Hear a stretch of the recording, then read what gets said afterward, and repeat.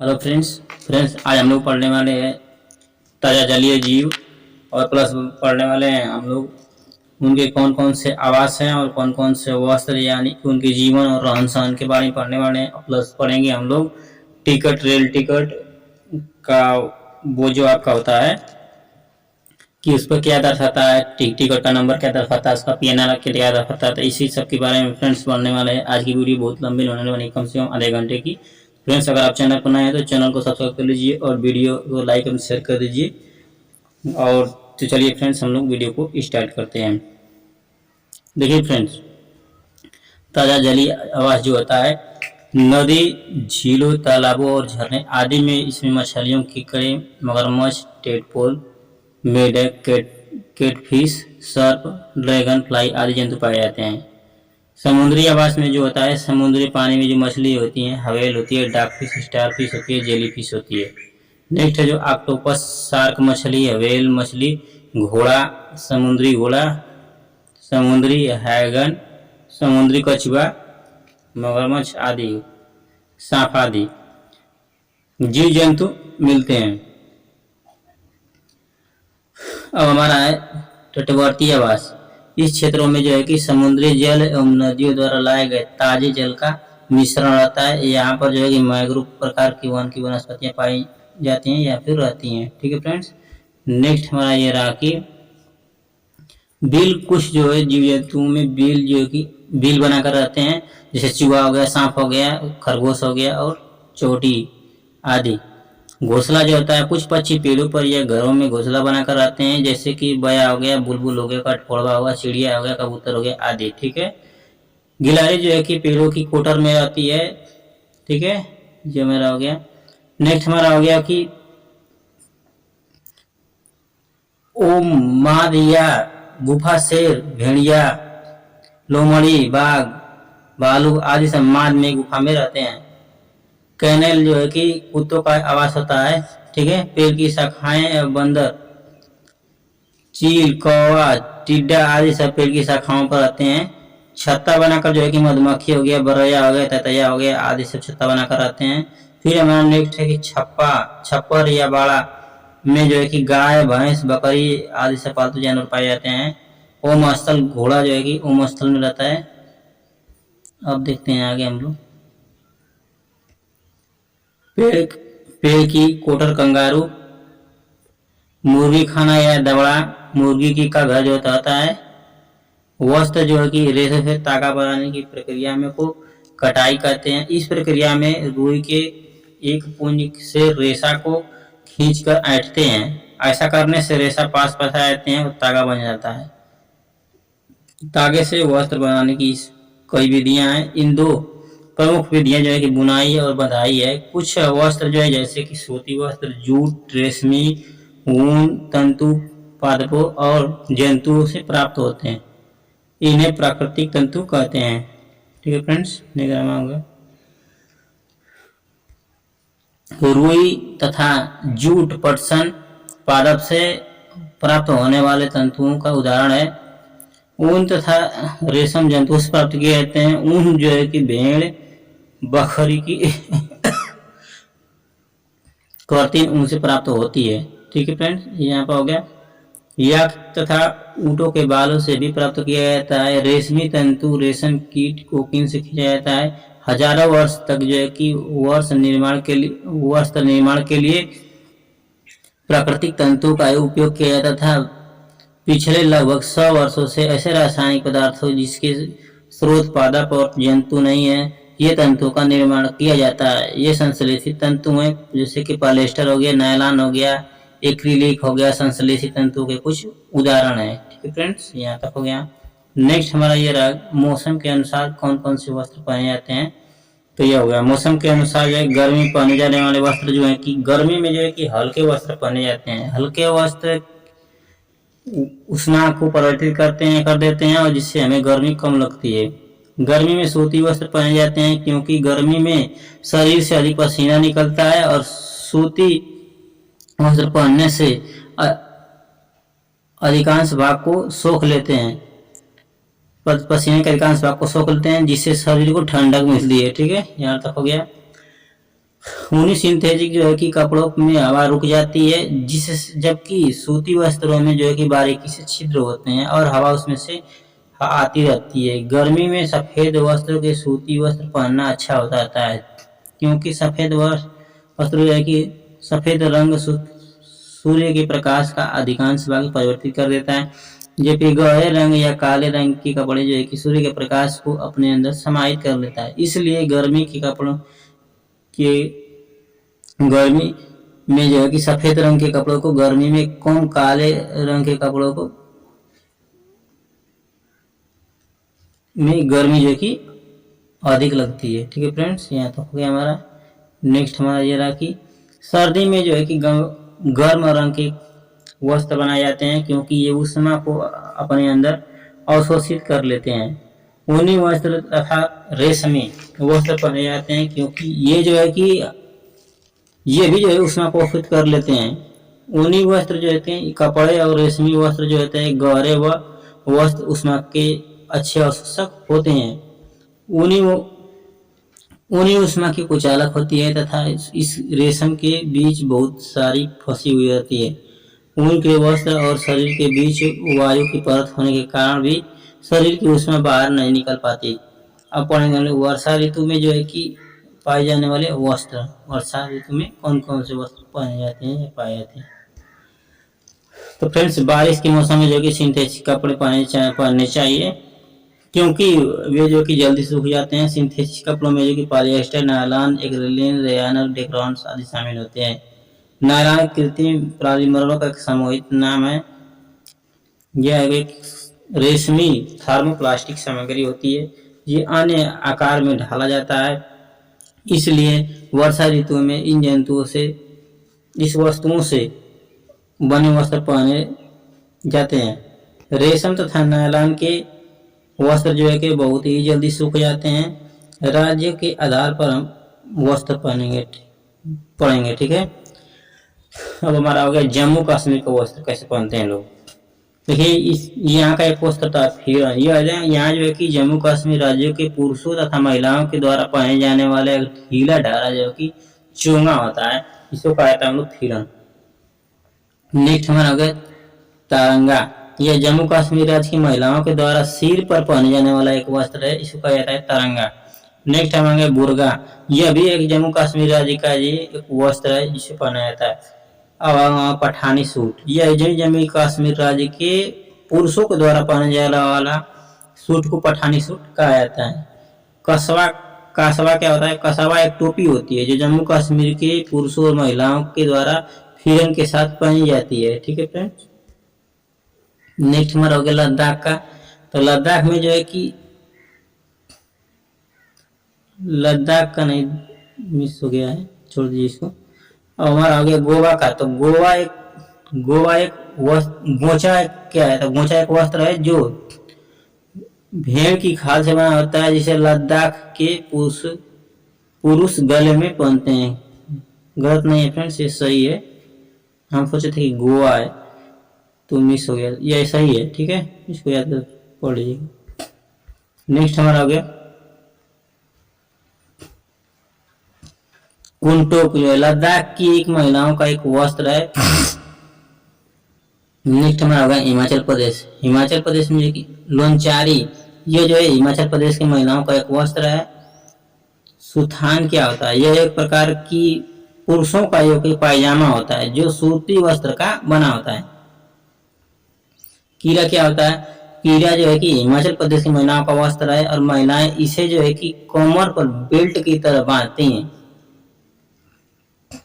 रिगियो क्या? यह भी हिमाचल प्रदेश का एक वस्त्र है, जिसे रिगियो का एक लंबा उनका बना कोट होता है। ठीक है, नेक्स्ट हमारा है राइंदे। राइंदे जो है कि हिमाचल प्रदेश की महिलाओं का एक वस्त्र है, इसे जो है सिर पर पहना जाता है। यहाँ तक हो गया हमारा। नेक्स्ट हमारा हो गया तिपंगा। तिपंग, यह जो हिमाचल प्रदेश का एक पुरुषों का वस्त्र है। यह एक प्रकार की टोपी होती है, इसे जो सर पे पहना जाता है। गछियांग क्या होता है? कि यह पुरुषों का वस्त्र है जो कमर पर पहना जाता है। ये हो गया हमारा। रिगियो क्या होता है, तो ये होता है हिमाचल प्रदेश के पुरुषों का वस्त्र है जो रिगियो एक लंबा उनका बना कोट होता है। होजू क्या होता है, ये भी हिमाचल प्रदेश का एक वस्त्र है जो महिलाओं के द्वारा पहना जाता है। अब हम पढ़ेंगे केरल के राज्य के वस्त्र के बारे में। केरल राज्य में ज्यादातर सफेद वस्त्र पहने जाते हैं। ठीक है फ्रेंड, इसमें जो कि मुंडू चेरियाथू होता है, यह केरल राज्य के पुरुषों का वस्त्र होता है। और मुंडुम जो होता है, चेरियाथुम जो होता है, यह केरल राज्य की महिलाओं के द्वारा पहना जाता है। नेक्स्ट हमारा ये रहा कि मिजोरम का, इसमें एक होता है वस्त्र पुआन। पुआन जो है कि मिजोरम की पुरुषों के द्वारा पहना जाता है, ये वस्त्र है। और एक होता है पुआनचेई। पुआनचेई जो है कि मिजोरम राज्य की महिलाओं का वस्त्र है। नेक्स्ट हमारा हो गया जापी। जापी जो है कि लुखुम मिजोरम राज्य के लोग एक टोपी की, एक प्रकार की टोपी पहनते हैं। ठीक है, ये हो गया, जिसे जापी या लुखुम कहा जाता है। नेक्स्ट हमारा हो गया अरुणाचल प्रदेश।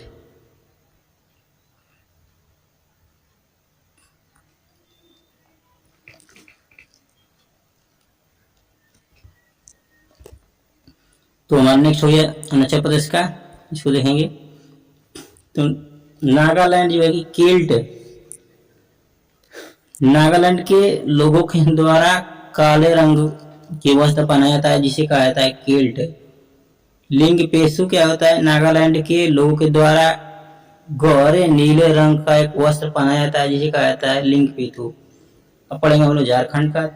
तो भगवान क्या होता है, तो यह झारखंड के एक राज्य पुरुषों के द्वारा पहना गया वस्त्र होता है।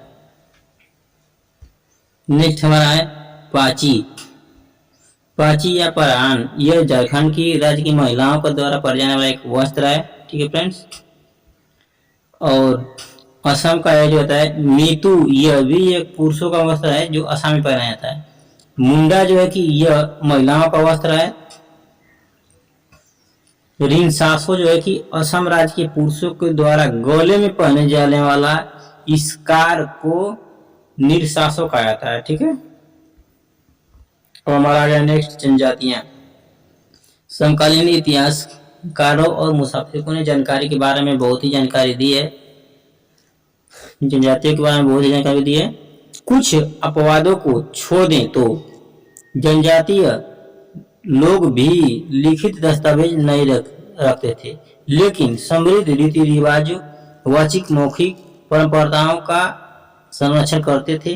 वे परंपराएं हर नई पीढ़ियों को विरासत में मिलती थी। आज के इतिहासकार जो जनजातियों का इतिहास लिखने के लिए इस वाचिक परंपराओं को इस्तेमाल करते हैं। अब पंजाब में जो है कि 13वीं और 14वीं सदी के दौरान खोखर जनजाति बहुत ही प्रभावशाली थी। यह बाद में गक्खर लोग ज्यादा महत्वपूर्ण हो गए। उत्तर पश्चिम में जो है कि बलोच एक जो है कि विशाल एवं शक्तिशाली जनजाति थी।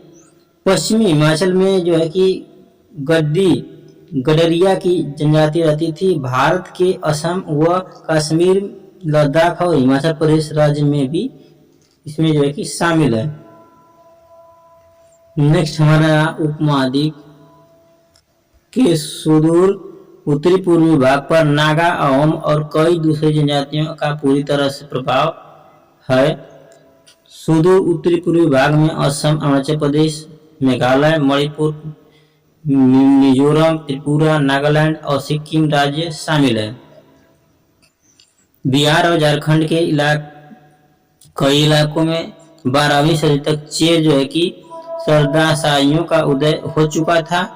जिस क्षेत्र में रहने वाले महत्वपूर्ण जनजातियों में मुंडा और संथाल, ये जनजातियां जो है कि उड़ीसा और बंगाल में भी रहती थी। कर्नाटक और महाराष्ट्र की पहाड़ियों में कोली और बेराद कई दूसरी जनजातियों के निवास स्थान थे। कोली लोग जो है कि गुजरात के कई इलाकों में भी रहते थे। भील की बड़ी जनजाति पश्चिम और मध्य भाग में फैली हुई थी। मौजूदा छत्तीसगढ़, मध्य प्रदेश, महाराष्ट्र, आंध्र प्रदेश गार्ड लोग बहुत ही तादाद में फैले हुए थे। ठीक है फ्रेंड्स, यहाँ तक हो गया हमारा। नेक्स्ट हमारा ये टॉपिक आ गया कि हर परिवार में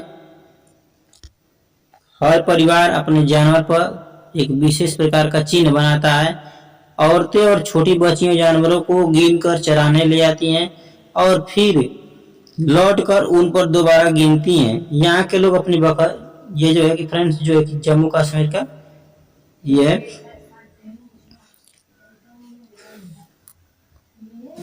गिन कर चराने ले आती हैं और फिर लौट कर उन्हें दोबारा गिनती हैं। यहाँ के जो लोग हैं अपनी बकरियों को ऊंची और ठंडी जगह पर चराने ले आते हैं, जिससे बकरियों के बाल घने और मुलायम होते हैं। विश्व प्रसिद्ध ये जो है पश्चिमा साल के बारे में था। ठीक है फ्रेंड्स, तो पसरीमा साल जो है कि चांगपा लोग द्वारा बनाई गई बकरियों के बालों से बनती है। चीन बकरियों से मुलायम पसरीमा ऊन बनती है। वह ऊंची लगभग 5000 मीटर ऊंचाई पर रहती हैं। ठंडा में टेम्परेचर 0 डिग्री सेंटीग्रेड से 40 डिग्री सेंटीग्रेड डिग्री तक चला जाता है। बकरी के शरीर में गर्म बालों का कोट बन जाता है। इसमें से कुछ बाल बकरियां गर्मियों में गिरा देती हैं, जिसका प्रयोग पसरीमा साल बनाने में किया जाता है। इसका एक बाल जो पतला बाल उतना होता है कि इसके 6 बाल के हमारे एक बाल के बराबर होता है। यहाँ तक हो गया हमारा।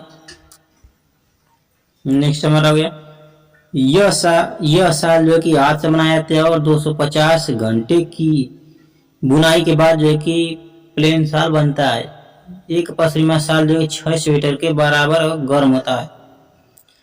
अब पढ़ेंगे ब्रेल लिपि की उम्र में अपने लुइस ब्रेल फ्रांस के थे और 3 साल की जो है कि पिता के औजार से खेलते हुए इनकी आंखों में रोशनी चली गई थी। पढ़ाई में बहुत ही रुचि थी, तो यह पढ़ने और लिखने के विभिन्न तरीकों को खोजने लगे और फिर एक तरीका निकाला जो बाद में लुइस स्क्रिप्ट के नाम से जाना जाता है। ठीक है फ्रेंड्स, इसके बाद नेक्स्ट हमारा है एक मोटे कागज पर एक नुकीली चीज से 6 बिंदुओं को भरा जाता है। फिर उभरे हुए बिंदुओं पर उंगलियों के सहारे इसे स्पर्श करते हुए पढ़ा जाता है। यह जो है कि ब्रेल लिपि कहलाती है। यह लिपि 6 बिंदु पर आधारित होती है। अब हमारा अगला टॉपिक है ग्रेगन एंड मेंडल। ग्रेगन एंड मेंडल जो है का जन्म जो है करी परिवार में हुआ था। 1822 ईस्वी में हुआ था। इन्होंने 7 साल तक मठ के बगीचे में 28,000 पौधों पर बारीकी से प्रयोग किए और ढेरों सारे आंकड़े इकट्ठे किए। ग्रेगन मेंडल ने बताया कि मटर के पौधों में कुछ ऐसे गुण होते हैं जो जोड़ियों में आते हैं, जैसे बीज का चिकन और खुरदुरा होना, पीला होना, पौधे के तनों का लंबा या मोटा होना, हरा होना और पर चिकने बीज वाले खुरदरे बीज वाले पौधों के बच्चे भी यानी अगली पीढ़ी के पौधों में भी बीज तो चिकने या खुरदरे होते हैं। ऐसा नहीं होता कि एक बीज थोड़ा चिकना और थोड़ा खुरदरा बन जाए। इसी तरह के रंग के गुण में अगली पीढ़ी के पौधों के बीज तो पीले होते हैं या हरे पीले और हरा मिलकर। यहाँ तक हो गया हमारा। नेक्स्ट, कोई नए रंग का बीज नहीं बनते। मेंडल ने यह भी बताया कि जब बीज काला, पीला और हरा गुण मिलते हैं तो मटर की अगली पीढ़ी के पौधों में ज्यादातर पीले रंग वाले होते हैं। और पढ़ेंगे फ्रेंड्स मधुमक्खी पालन। बिहार के मुजफ्फरपुर का एक बोचहा गांव है। बोचहा गांव में जो एक लीची के पेड़ बहुत अधिक पाए जाते हैं। लीची की मधुमक्खियों को बहुत ही लुभाते हैं, इसलिए इस क्षेत्र के लोग जो है कि मधुमक्खी पालन शहद बनाने का काम करते हैं। फूल जो है कि अक्टूबर से दिसंबर महीने में मधुमक्खी के अंडे देने का समय होता है और यह मधुमक्खी पालन शुरू करने का भी क्या होता है कि बहुत सही समय होता है। नेक्स्ट हमारा आया कि मधुमक्खी पालन को एपिकल्चर कहा जाता है और फूलों के लीची के फूल जो है कि फरवरी में खिलते हैं। यहाँ तक हुआ। नेक्स्ट हमारा कि मधुमक्खी के हर छत्ते में एक रानी मक्खी होती है। जो अंडे देती है। जो छत्ते में कुछ नर मक्खियां भी होती हैं। छत्तों में बहुत सारे काम करने वाली मक्खियां भी होती हैं। यह दिन भर काम करती हैं और शहद के लिए फूलों का रस ढूंढती हैं। जब किसी मक्खी को रस मिलते जाते हैं तो वह एक तरह का नाच करती है, जिससे दूसरी मक्खियों को भी पता चल जाता है कि रस कहाँ पर है। मधुमक्खियां रस से शहद बनाती हैं। छत्ता बनाने का इन्हीं का काम होता है और बच्चों को पालने का काम भी पालने का काम भी यही करती है। तो मधुमक्खी पालन में बक्से का प्रयोग किया जाता है। इस बक्से में चीनी का मीठा घोल डाला जाता है। नर मधुमक्खी छत्ते के लिए कुछ खास काम नहीं करते। मधुमक्खियों के डंक में काफी फार्मिक एसिड होता है। ठीक है फ्रेंड्स, यहाँ तक हो गया। हमारा आ गया एनीमिया रोग। तो एनीमिया रोग जो होता है कि हेमोग्लोबिन या आयरन की कमी के कारण होता है। यह शारीरिक और मानसिक रूप से प्रभावित करता है। इससे जो है कि बच्चे ठीक से पढ़ते नहीं हैं और उनका जो है कि एनर्जी लेवल लो हो जाता है, पढ़ाई में ध्यान नहीं रहता है। मलेरिया हम लोग देखेंगे। इसमें जो है कि इसकी खोज है कि रोस ने सबसे पहले बताया था कि मलेरिया मच्छरों के कारण होती है। ये जो थे भारतीय मूल के थे और मलेरिया बुखार की कंपकपी और ठंडक लगती है। इस रोग में जो है कि मलेरिया मादा एनोफिलीज मच्छर के काटने से होता है। मलेरिया को दूर करने की एक दवाई बनाई जाती है। ठीक है फ्रेंड्स, और वो दवाई बनाई जाती है आपका पेड़ की छाल होता है उससे बनाई जाती है। इसमें दिया है कि उसने दिया है दवा बनाई जाती है उससे। और हम लोग देखेंगे सिंकोना की छाल से बनाई जाती है उसकी। और देखेंगे निष्पावन विधि। इस विधि के प्रयोग से हल्के भूसी के कणों को अनाज के बीजों जैसे कि गेहूं, दाल आदि को अलग किया जाता है। इस विधि में जो है कि भूसी के कण जो है कि हवा के द्वारा उड़कर दूर कर दिए जाते हैं। तरुण भारत संघ एक संस्था है जो जल के संरक्षण के लिए कार्य करती है। राजेंद्र सिंह के संस्थापक इसके हैं एवं वर्तमान अध्यक्ष हैं। इन्होंने मैग्सेसे पुरस्कार से सम्मानित किया जा चुका है इनको। तरुण भारत संघ ने पिछले 25 वर्षों में देश भर में 10,000 से ज्यादा तालाब बनवाए हैं।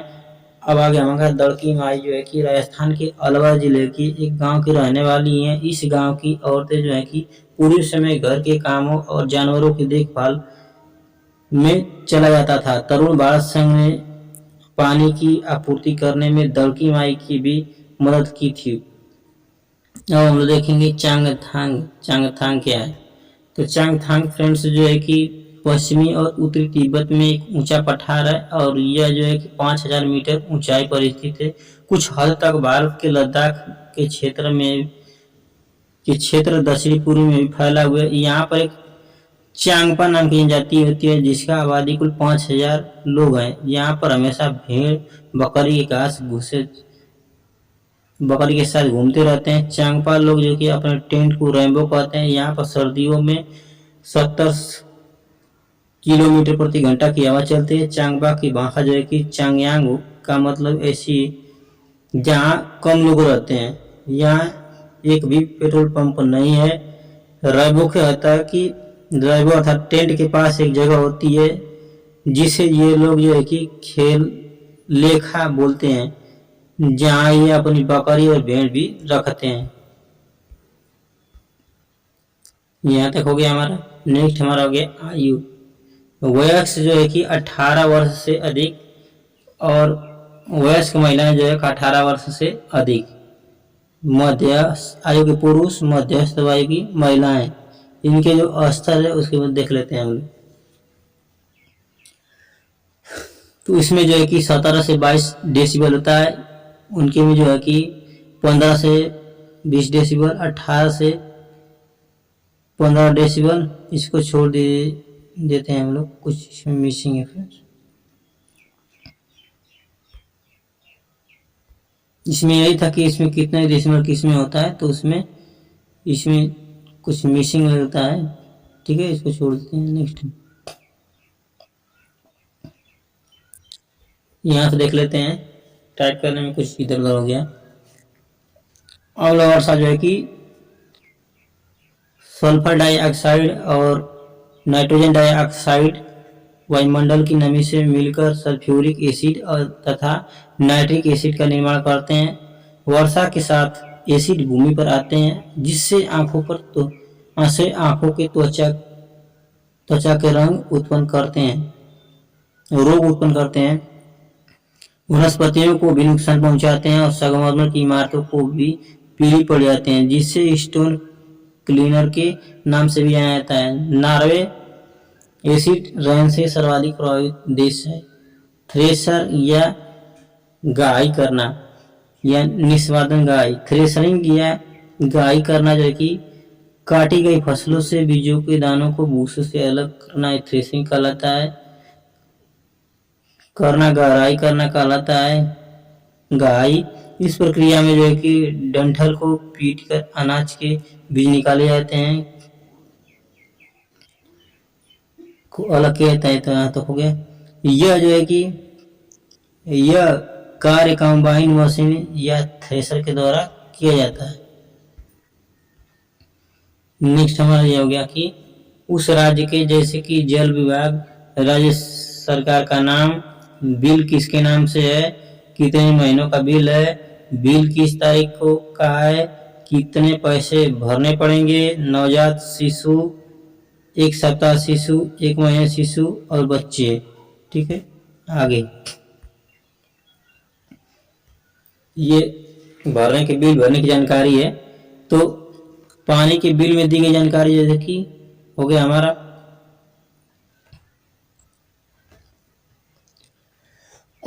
अब आगे है हीमोग्लोबिन, लाल रक्त कोशिकाएं।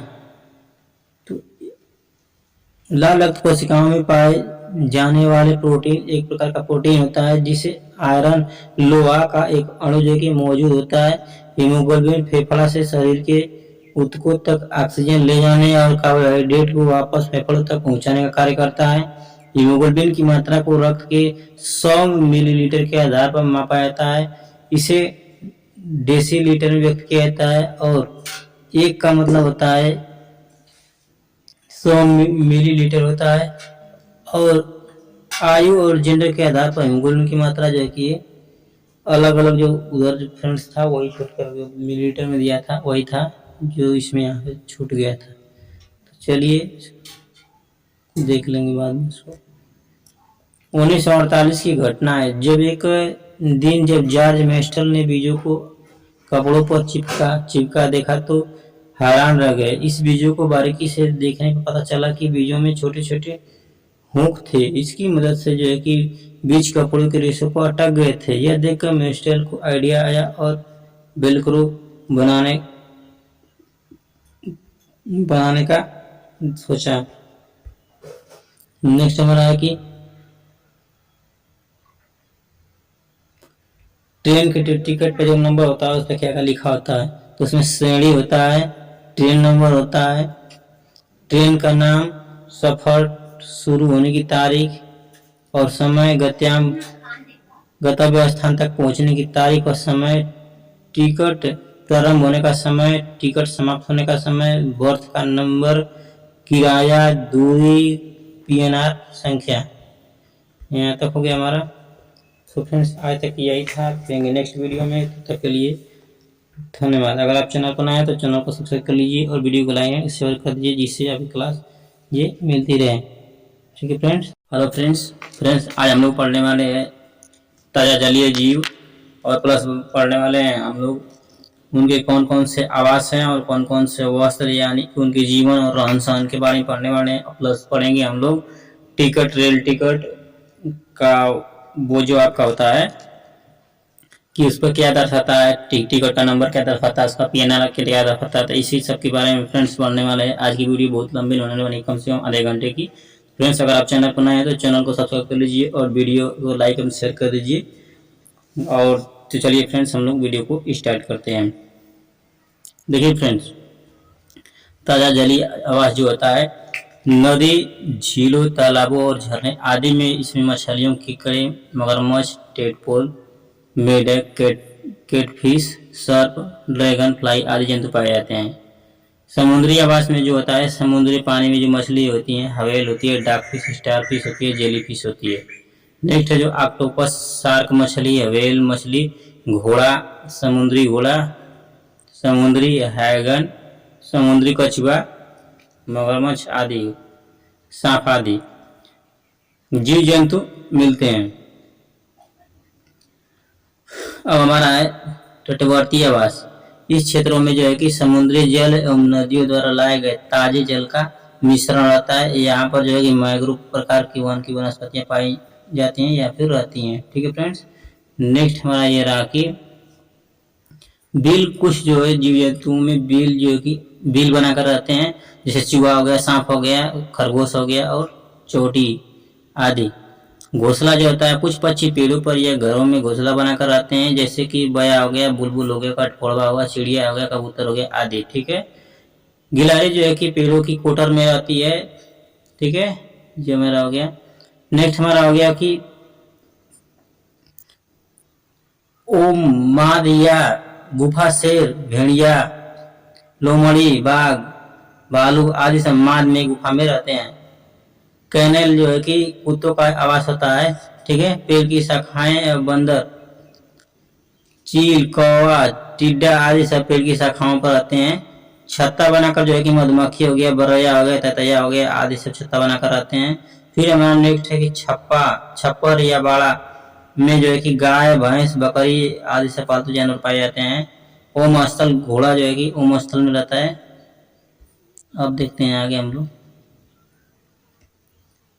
पेड़ की कोटर, कंगारू, मुर्गी खाना या दबड़ा, मुर्गी की का घर जो होता है। वस्त्र जो है कि रेशे से तागा बनाने की प्रक्रिया में को कटाई करते हैं। इस प्रक्रिया में रुई के एक पुंज से रेशा को खींचकर ऐंठते हैं। ऐसा करने से रेशा पास आ जाते हैं और तागा बन जाता है। तागे से वस्त्र बनाने की कई विधियां हैं। इन दो प्रमुख विधियां जो है कि बुनाई और बंधाई है। कुछ वस्त्र जो है जैसे कि सूती वस्त्र, जूट, रेशमी, ऊन, तंतु, पादपों और जंतुओं से प्राप्त होते हैं।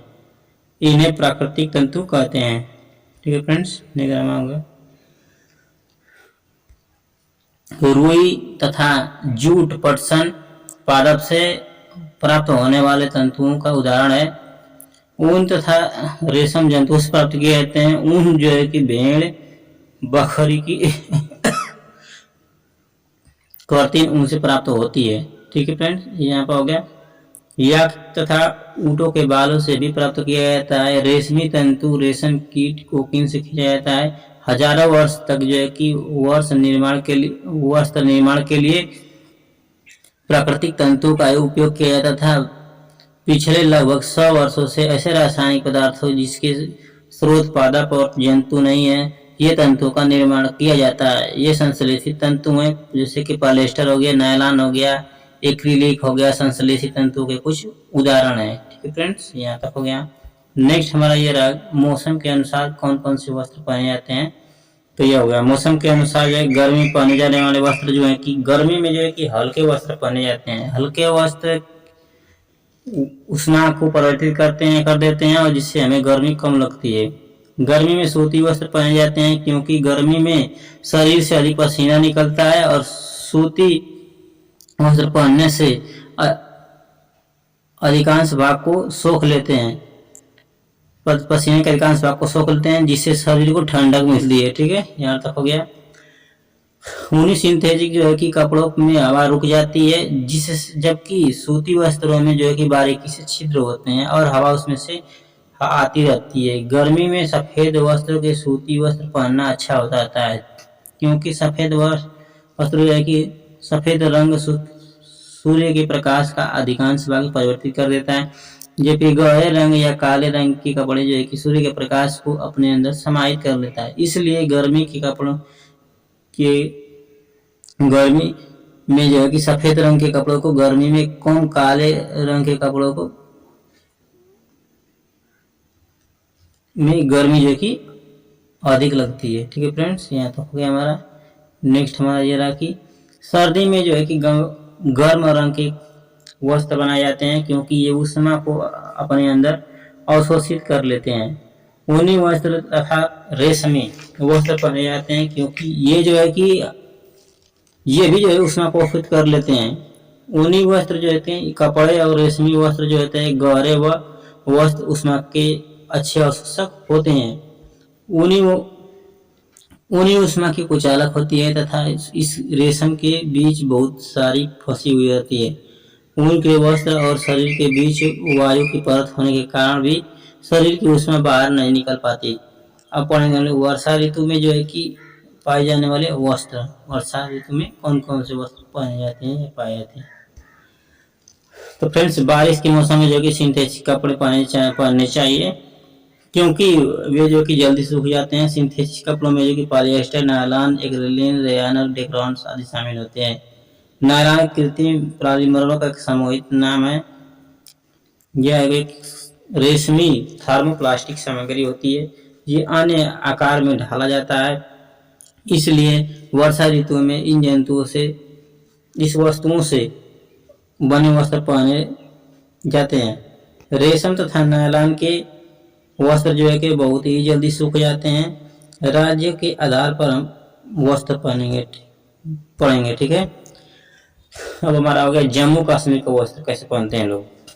देखिए, इस यहाँ का एक वस्त्र था फिर यहाँ जो है कि जम्मू कश्मीर राज्य के पुरुषों तथा महिलाओं के द्वारा पहने जाने वाला एक ढीला ढाला जो कि चोंगा होता है, इसको कहा जाता है हम लोग फिरन। नेक्स्ट हमारा हो गया तारंगा। यह जम्मू कश्मीर राज्य की महिलाओं के द्वारा सिर पर पहने जाने वाला एक वस्त्र है, इसको कहा जाता है तारंगा। नेक्स्ट हमारा बुर्गा। यह भी एक जम्मू कश्मीर राज्य का जी एक वस्त्र है जिसे पहना जाता है। अब पठानी सूट। यह जम्मू कश्मीर राज्य के पुरुषों के द्वारा पहने जाने वाला सूट को पठानी सूट कहा जाता है। कसवा क्या होता है? कसवा एक टोपी होती है जो जम्मू कश्मीर के पुरुषों और महिलाओं के द्वारा फिरन के साथ पहनी जाती है, ठीक है फ्रेंड्स। नेक्स्ट हमारा हो गया लद्दाख का। तो लद्दाख में जो है कि लद्दाख का नहीं मिस हो गया है, छोड़ दीजिए इसको। अब हमारा हो गया गोवा का। तो गोवा एक गोचा क्या है? तो गोचा एक वस्त्र है जो भेड़ की खाल से बना होता है, जिसे लद्दाख के पुरुष गले में पहनते हैं। गलत नहीं है फ्रेंड्स, ये सही है। हम सोचे थे कि गोवा है तो मिस हो गया, ये सही है, ठीक है। इसको याद पढ़ लीजिए। नेक्स्ट हमारा हो गया कुंटोक, जो है लद्दाख की एक महिलाओं का एक वस्त्र है। नेक्स्ट हमारा होगा हिमाचल प्रदेश। हिमाचल प्रदेश में जो कि लोनचारी, ये जो है हिमाचल प्रदेश की महिलाओं का एक वस्त्र है। सुथान क्या होता है? यह एक प्रकार की पुरुषों का जो पायजामा होता है जो सूती वस्त्र का बना होता है। कीरा क्या होता है? कीरा जो है कि हिमाचल प्रदेश की महिलाओं का वस्त्र है और महिलाएं इसे जो है कि कमर पर बेल्ट की तरह बांधती हैं। रिगियो क्या? यह भी हिमाचल प्रदेश का एक वस्त्र है जिसे रिगियो का एक लंबा उनका बना कोट होता है, ठीक है। नेक्स्ट हमारा है राइंदे। राइंदे जो है कि हिमाचल प्रदेश की महिलाओं का एक वस्त्र है, इसे जो है सिर पर पहना जाता है। यहाँ तक हो गया हमारा। नेक्स्ट हमारा हो गया तिपंगा। तिपंग यह जो हिमाचल प्रदेश का एक पुरुषों का वस्त्र है। यह एक प्रकार की टोपी होती है, इसे जो सर पे पहना जाता है। गच्छांग क्या होता है कि यह पुरुषों का वस्त्र है जो कमर पर पहना जाता है। ये हो गया हमारा। रिगियो क्या होता है? तो ये होता है हिमाचल प्रदेश के पुरुषों का वस्त्र है जो रिगियो एक लंबा उनका बना कोट होता है। होजू क्या होता है? यह भी हिमाचल प्रदेश का एक वस्त्र है जो महिलाओं के द्वारा पहना जाता है। अब हम पढ़ेंगे केरल के राज्य के वस्त्र के बारे में। केरल राज्य में ज्यादातर सफेद वस्त्र पहने जाते हैं, ठीक है फ्रेंड।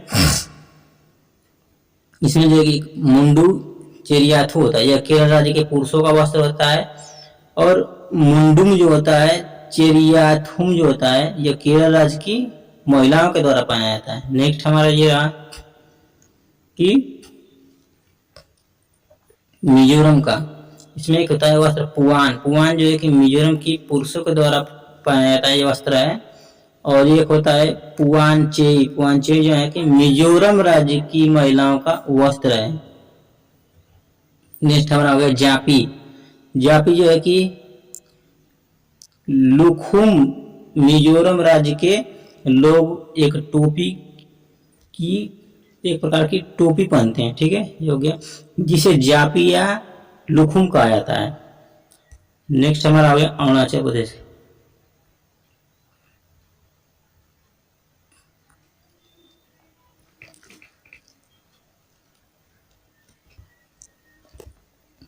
तो हमारा नेक्स्ट हो गया अरुणाचल प्रदेश का, इसको देखेंगे। तो नागालैंड जो है कि केल्ट, नागालैंड के लोगों के द्वारा काले रंग के वस्त्र पहनाया जाता है, जिसे कहा जाता है केल्ट। लिंग पेशु क्या होता है, नागालैंड के लोगों के द्वारा गहरे नीले रंग का एक वस्त्र पहनाया जाता है, जिसे कहा जाता है लिंग पेशु। अब पढ़ेंगे हम लोग झारखंड का। तो भगवान क्या होता है, तो यह झारखंड के एक राज्य पुरुषों के द्वारा पहना गया वस्त्र होता है। नेक्स्ट हमारा है पाची। पाची या परान, यह झारखंड की राज्य की महिलाओं के द्वारा पहना जाने वाला एक वस्त्र है, ठीक है फ्रेंड्स।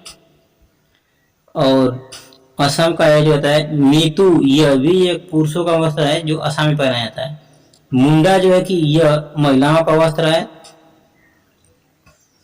रिनसासो जो है कि असम राज्य के पुरुषों के द्वारा गले में पहने जाने वाला स्कार को निरसासो कहा जाता है, ठीक है। और हमारा आ गया नेक्स्ट जनजातियां। समकालीन इतिहासकारों और मुसाफिरों ने जानकारी के बारे में बहुत ही जानकारी दी है, जनजातियों के बारे में बहुत ही जानकारी दी है। कुछ अपवादों को छोड़ दें तो जनजातीय लोग भी लिखित दस्तावेज नहीं रखते थे, लेकिन समृद्ध रीति रिवाज, वाचिक मौखिक परंपराओं का संरक्षण करते थे।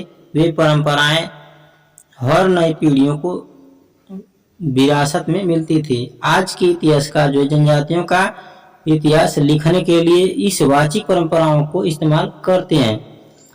अब पंजाब में जो है कि 13वीं और 14वीं सदी के दौरान खोखर जनजाति बहुत ही प्रभावशाली थी। यह बाद में गख्खर लोग ज्यादा महत्वपूर्ण हो गए।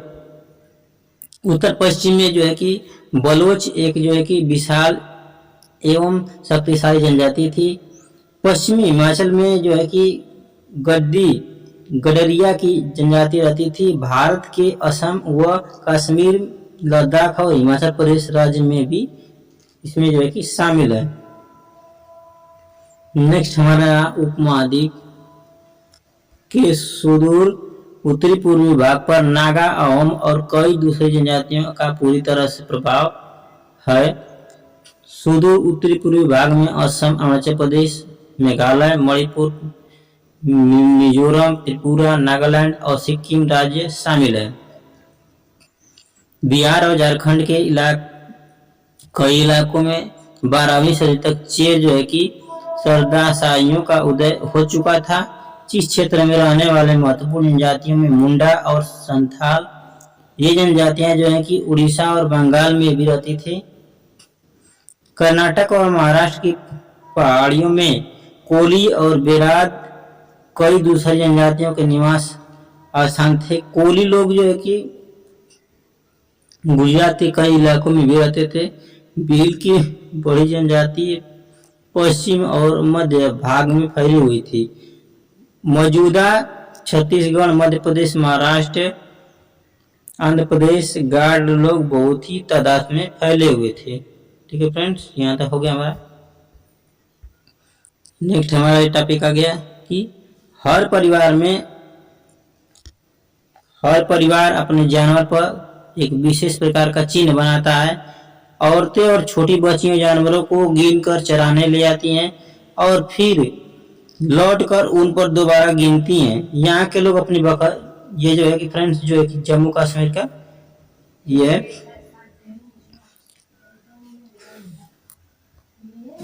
गिन कर चराने ले आती हैं और फिर लौट कर उन्हें दोबारा गिनती हैं। यहाँ के जो लोग हैं अपनी बकरियों को ऊंची और ठंडी जगह पर चराने ले जाते हैं, जिससे बकरियों के बाल घने और मुलायम होते हैं। विश्व प्रसिद्ध ये जो है पश्चिमा साल के बारे में था। ठीक है फ्रेंड्स, तो पसरीमा साल जो है कि चांगपा लोग द्वारा बनाई गई बकरियों के बालों से बनती है। चीन बकरियों से मुलायम पसरीमा ऊन बनती है। वह ऊंची लगभग 5,000 मीटर ऊंचाई पर रहती हैं। ठंडा में टेम्परेचर 0 डिग्री सेंटीग्रेड से 40 डिग्री सेंटीग्रेड डिग्री तक चला जाता है।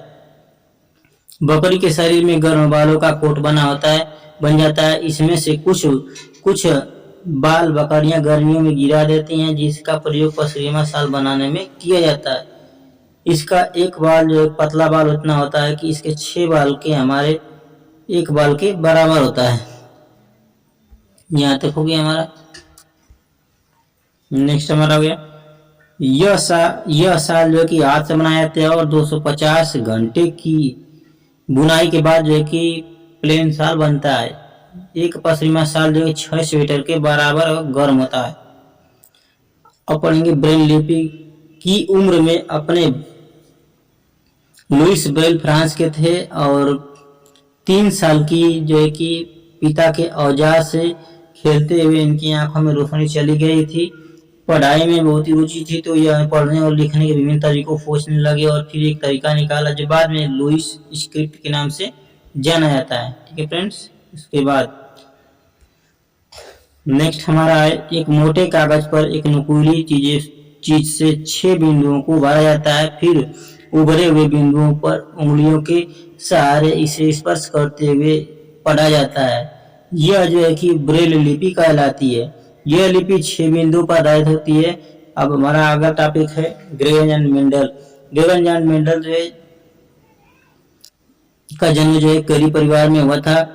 1822 ईस्वी में हुआ था। इन्होंने 7 साल तक मठ के बगीचे में 28,000 पौधों पर बारीकी से प्रयोग किए और ढेरों सारे आंकड़े इकट्ठे किए। ग्रेगन मेंडल ने बताया कि मटर के पौधों में कुछ ऐसे गुण होते हैं जो जोड़ियों में आते हैं, जैसे बीज का चिकन और खुरदुरा होना, पीला होना, पौधे के तनों का लंबा या मोटा होना, हरा होना और पर चिकने बीज वाले खुरदरे बीज वाले पौधों के बच्चे भी यानी अगली पीढ़ी के पौधों में भी बीज तो चिकने या खुरदरे होते हैं। ऐसा नहीं होता कि एक बीज थोड़ा चिकना और थोड़ा खुरदरा बन जाए। इसी तरह के रंग के गुण में अगली पीढ़ी के पौधों के बीज तो पीले होते हैं या हरे पीले और हरा मिलकर। यहाँ तक हो गया हमारा। नेक्स्ट, कोई नए रंग का बीज नहीं बनते। मेंडल ने यह भी बताया कि जब बीज काला, पीला और हरा गुण मिलते हैं तो मटर की अगली पीढ़ी के पौधों में ज्यादातर पीले रंग वाले होते हैं। और पढ़ेंगे फ्रेंड्स मधुमक्खी पालन। बिहार के मुजफ्फरपुर का एक बोचहा गांव है। बोचहा गांव में जो लीची के पेड़ बहुत अधिक पाए जाते हैं। लीची की मधुमक्खियों को बहुत ही लुभाते हैं, इसलिए इस क्षेत्र के लोग जो है कि मधुमक्खी पालन शहद बनाने का काम करते हैं। फूल जो है कि अक्टूबर से दिसंबर महीने में मधुमक्खी के अंडे देने का समय होता है और यह मधुमक्खी पालन शुरू करने का भी क्या होता है कि बहुत सही समय होता है।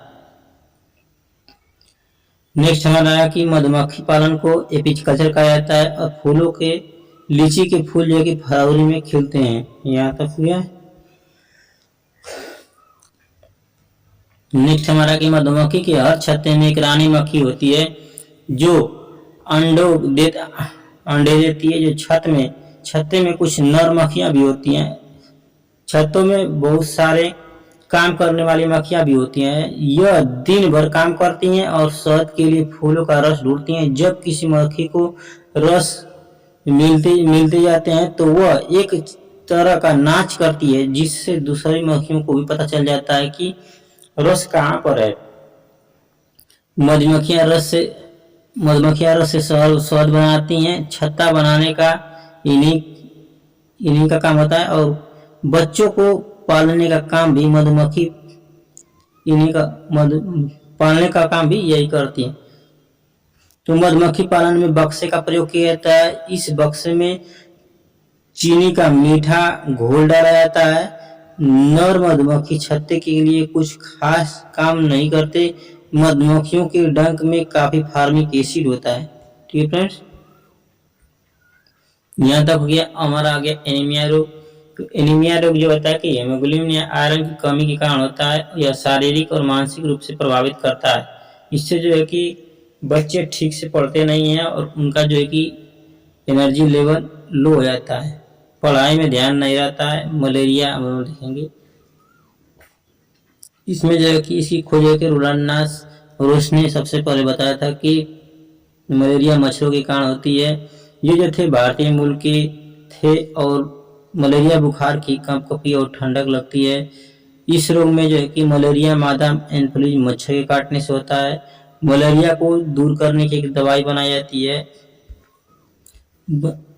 जाती है ठीक है फ्रेंड्स। और वो दवाई बनाई जाती है आपका पेड़ की छाल होता है उससे बनाई जाती है। इसमें दिया है कि उसने दिया है दवा बनाई जाती है उससे।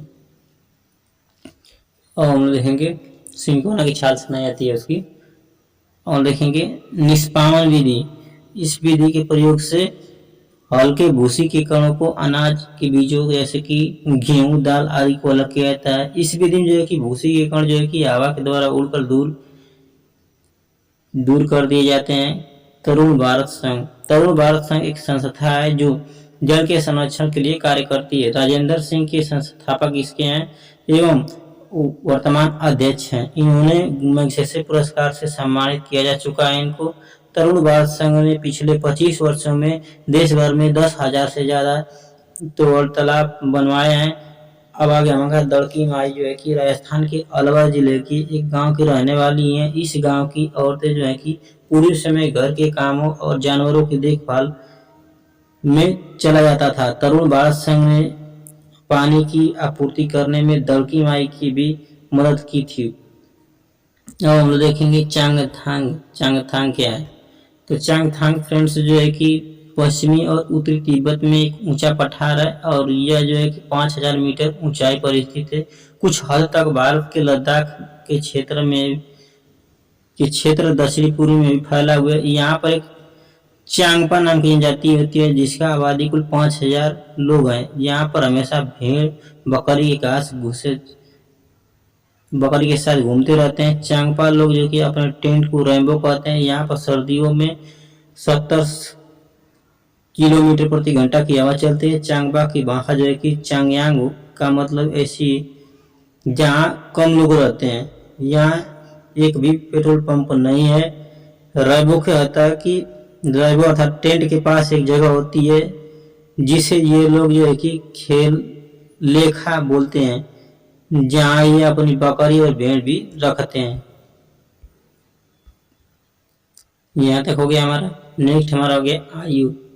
वयस्क जो है कि 18 वर्ष से अधिक और वयस्क महिलाएं जो है 18 वर्ष से अधिक। मध्यस्थ आयु के पुरुष, मध्यस्थ आयु की महिलाएं, इनके जो स्तर है उसके बाद देख लेते हैं हम लोग। तो इसमें जो है कि 17 से 22 डेसिबल होता है। उनके में जो है कि 15 से 20 डेसिबल, 18 से 15 डेसिबल। इसको छोड़ देते हैं हम लोग, कुछ इसमें मिसिंग है फ्रेंड्स। इसमें यही था कि इसमें कितने डेसिबल किसमें होता है, तो इसमें कुछ मिसिंग होता है। ठीक है, इसको छोड़ देते हैं। नेक्स्ट यहाँ से देख लेते हैं। टाइप करने में कुछ इधर उधर हो गया। अम्ल वर्षा जो है कि सल्फर डाइऑक्साइड और नाइट्रोजन डाइऑक्साइड वायुमंडल की नमी से मिलकर सल्फ्यूरिक एसिड और तथा नाइट्रिक एसिड का निर्माण करते हैं।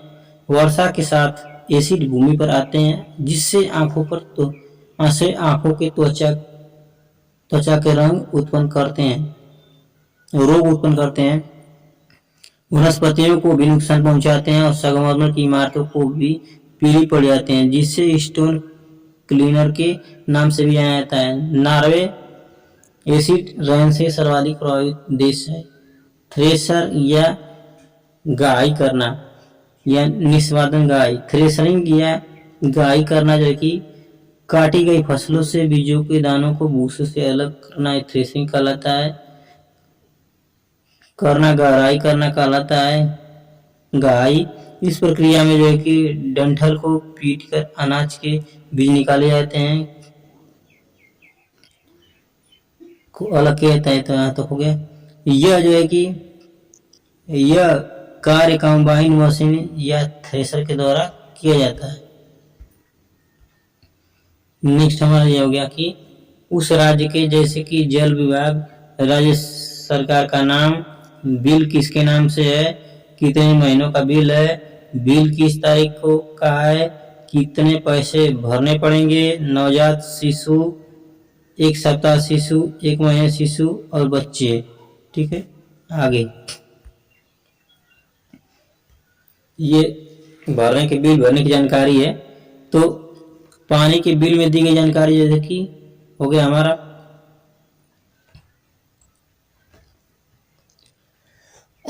अब आगे है हीमोग्लोबिन, लाल रक्त कोशिकाएं। तो लाल रक्त कोशिकाओं में पाए जाने वाले प्रोटीन एक प्रकार का प्रोटीन होता है जिसे आयरन, लोहा का एक अणु जो कि मौजूद होता है। हीमोग्लोबिन फेफड़ा से शरीर के ऊतकों तक ऑक्सीजन ले जाने और कार्बोहाइड्रेट को वापस फेफड़ों तक पहुंचाने का कार्य करता है। हीमोग्लोबिन की मात्रा को रक्त के 100 मिलीलीटर के आधार पर मापा जाता है। इसे डेसीलीटर में व्यक्त किया जाता है और एक का मतलब होता है 100 मिलीलीटर होता है।